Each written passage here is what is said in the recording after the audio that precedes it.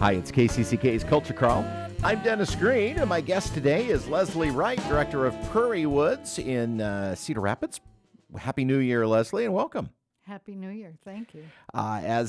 This is the might not be the first one that airs, but this is the first taping of the Culture Crawl of the new year. So, and I think we're still kind of in the mode of resolutions. What can I do? What can I do for myself and my life and my family and my community that's maybe a little better than I've been in the past? They say that you break all your New Year's resolutions by the second Friday of the year, and we are just we're right at there. So Leslie's here to talk about some programs, but also to just kind of talk about that, how we renew ourselves as we start a new year. Yeah, often when we're trying to craft resolutions or who am I going to be this year, what we're really trying to accomplish is to find our way to an inspired life,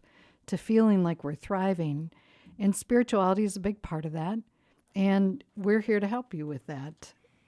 Spirituality helps protect us from the diseases of despair, which sometimes, for some of us in January and February, just the very darkness of the season is a challenge. So, come out to Prairiewoods. There are a variety of ways that you can nurture your spiritual life. One is with retreats. We have some newer offerings in January and February. One is integrating the Japanese art of Kintsugi and how that relates to who we are. And a couple of others.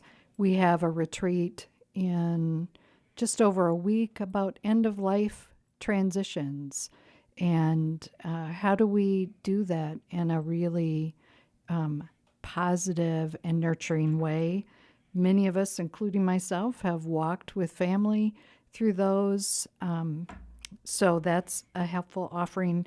And food is relationship. So how does our relationship with food contribute to our well-being? And we've got some new offerings this January and February. One is unplugged. So many of us want to find opportunities to be unplugged from our social media and rest, be quiet, and contribute to that. We're offering grief circles starting later in January. And Terra Divina also happens on the land once a month.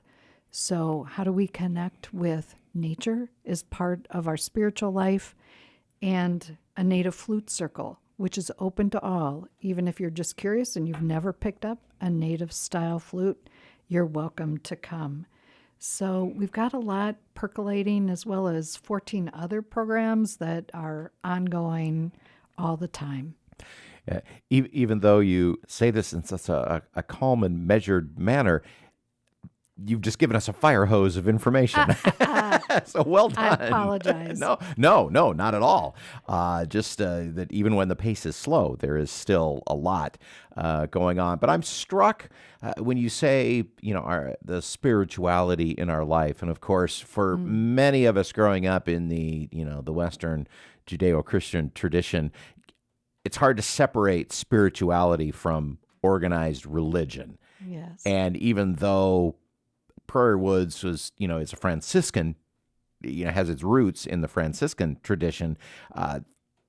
That's what this is about, really. Yeah. Isn't it about discovering your own spirituality, whether that is associated with, with the traditions of religion or not? Yeah. Yeah.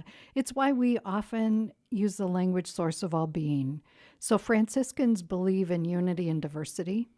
And so we're here to offer you the path that helps you awaken to your spiritual life, to the potentials that are within and around you. That's what we're offering. And so when I do the Fire Hose Act, it's also to say there's so many paths. Marcus Borg, who was in town way back in 2007, said there are many incarnations of God. And so, how will you explore your connection to self, to others, to creation, to the source of all being, and claim that in your life. A woman who'll be a speaker for us in May, Dr. Lisa Miller, has done a lot of research at Columbia that 30% of our spirituality as humans is common to all of us. 70% of it takes shape based on our life experience, our community, our geography. And so at our heart, we are all spiritual beings. And SAMHSA, the Substance Abuse and Mental Health Services Administration, names it as one of the 8 dimensions of human well-being. So, how would you like to nurture that part of yourself for the best in yourself going into the new year? And how can we help?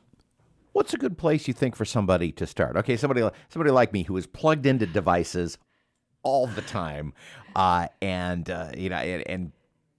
probably is purposefully avoiding thinking about my spiritual life and my spiritual self. Looking down that menu, where's a good entry point? So for you, I think about entry points that combine your interest in art and music. So how do we use artful practices to connect with ourselves? That could be, we have a watercolor artist offering some sessions in January and February, or the art of Japanese Kintsugi. That's a new word for me. Explain that a little bit. So it is the art of broken pottery. And so at its heart, I have heard about that. Yeah, I am familiar with that. It's the cracks that let the light in. Right. Right. But it could be something as simple as unplugged. What is it like for a couple of hours to, put down our phones, to be with ourselves in a quiet place? No expectations. If you're drawn to nature, Terra Divina is about contemplative time on the land. So I think start at our website and explore and see what grabs you. If sound moves you, we have singing bowls. Personally, for me, listening to native style flutes, very contemplative.